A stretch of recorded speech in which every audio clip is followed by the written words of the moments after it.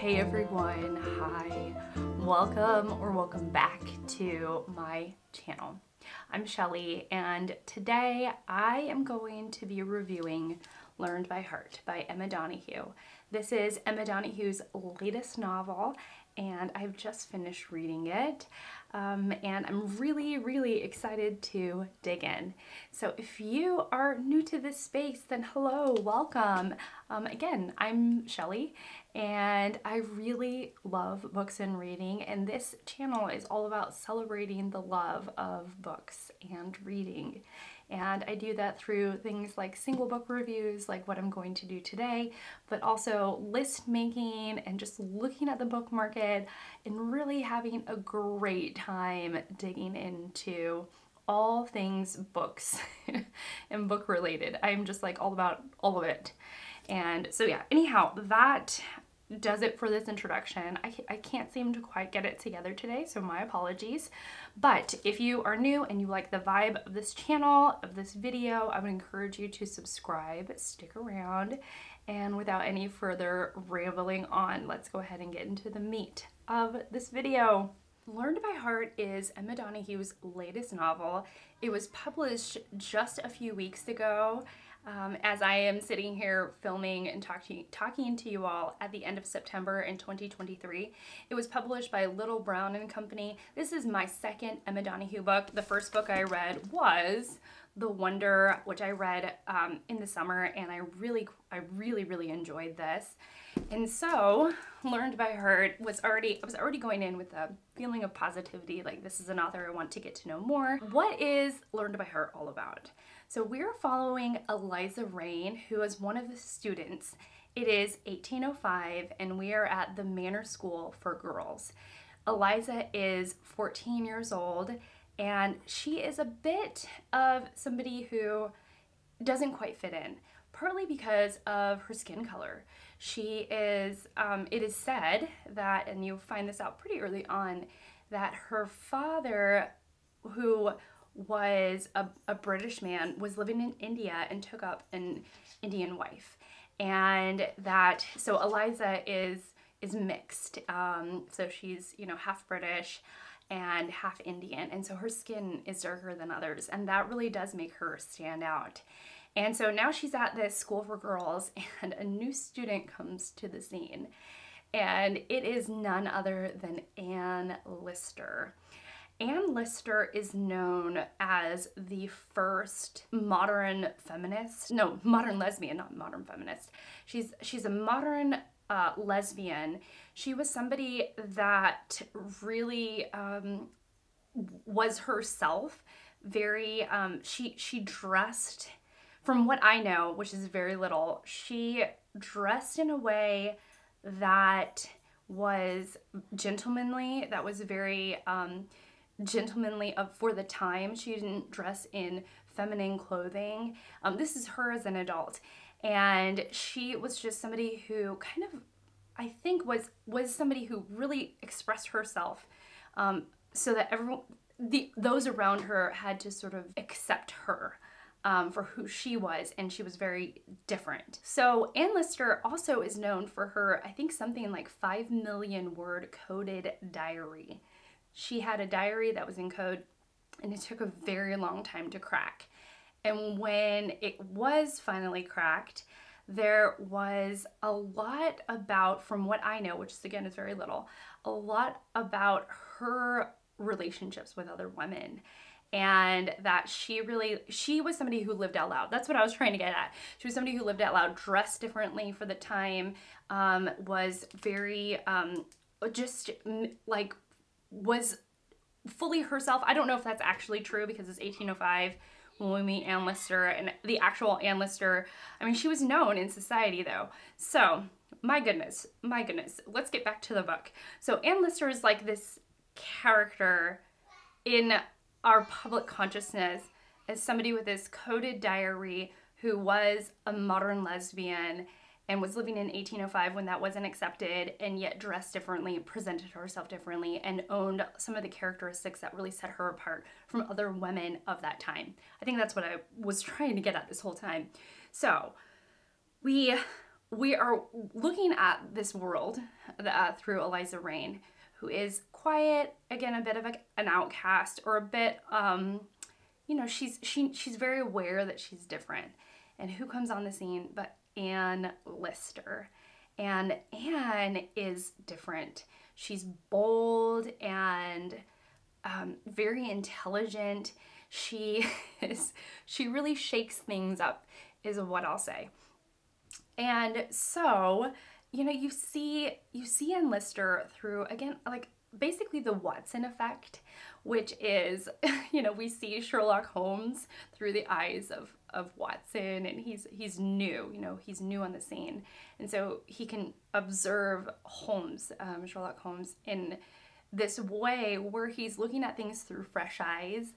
And that is who we're with. We're with, you know, Eliza Rain, and she's just noticing all the things that are different about Anne Lister, and just how strange, you know, in some ways strange, but provocative and intriguing, and somebody who Anne Lister, like, Anne Lister makes a lot of friends, and she's very gregarious. She lives out loud, even as she's characterized at 14, according to Emma Donoghue.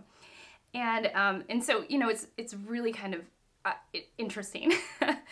And it is the story of their friendship and what happens and how their friendship blooms into something more, and what happens from there. So now that I've given you like the basic premise of Anne Lister and Eliza Rain, who, again, at the heart of this, it is this beautiful, just touching, tender friendship story that goes into something more. And here's the thing about this novel, is that it really gave cozy fall vibes all the way. It really did, because we are at a boarding school, which I just think of like the school, like, I think it's personally, my own association with Harry Potter, and how Harry Potter, you know, we always meet him at the end of summer and he's about to start his next year at Hogwarts. You know, like, there was always that like fall, going back to school kind of feeling.